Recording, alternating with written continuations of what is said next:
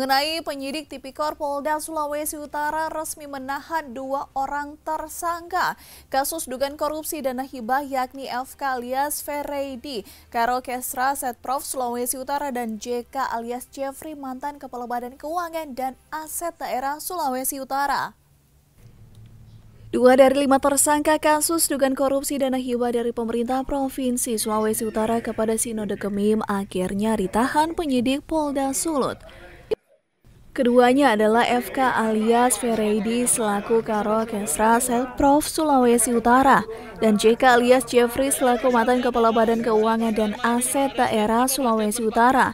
Kedua tersangka tersebut yang datang ke Mapolda Sulut sejak pagi hari kemudian keluar ruangan penyidik Tipikor Polda Sulut dengan memakai baju berwarna orange. Ya Pak, bagaimana Pak? Ya tetap berada dalam pemeriksaan. Jalan di pemeriksaan ya Pak.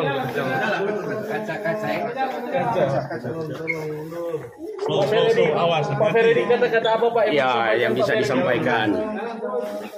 Jalan. Saya sebagai warga negara ya tetap mengikuti aturan yang berlaku. Oke. Mungkin kasih tanggapan sedikit. Mungkin di akhir masa tua Bapak kok masih ada berhadapan dengan hukum, bagaimana tanggapan Bapak?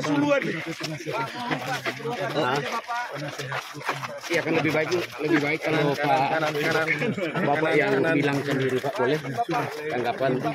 Kedua tersangka tersebut selanjutnya dibawa langsung ke ruang tahanan Polda Sulawesi Utara. Dari Manado Eka Putra melaporkan untuk Kawanua TV.